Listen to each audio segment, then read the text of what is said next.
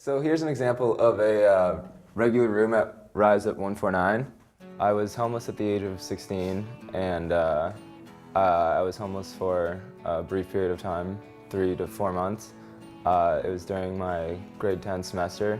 At the end, I got a place at Rise, and they gave me the opportunity to live in their program for 6 months. And then I transitioned on to one of their other properties, and that's called Journey House, which is where I reside now. The Youth Homelessness Steering Committee brought together representatives from multiple agencies in the city, worked together to create a plan to end youth homelessness in Kingston and area.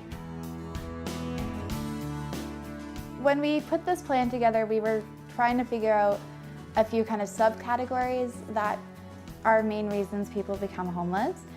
We came up with 5 subcategories. They are family conflict, mental health, addictions, employment and training, and education are the main barriers to homelessness.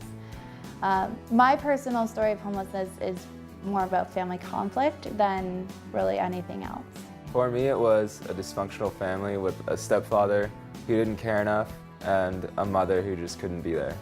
The hardest part while I was homeless, I would have to say, is just maintaining your everyday life. It's really mostly emotional. You're just lost. Imagine being in the middle of nowhere with no one. That's how it feels, dealing with that emptiness. Some of the types of youth homelessness that youth can experience are not just the typical stigmatic living on the street. They could be living on a friend's couch. That's considered homelessness. They could be, staying at a shelter. That's considered homelessness. Even if they have like a roof over their head, if it's not permanent, it's considered homelessness.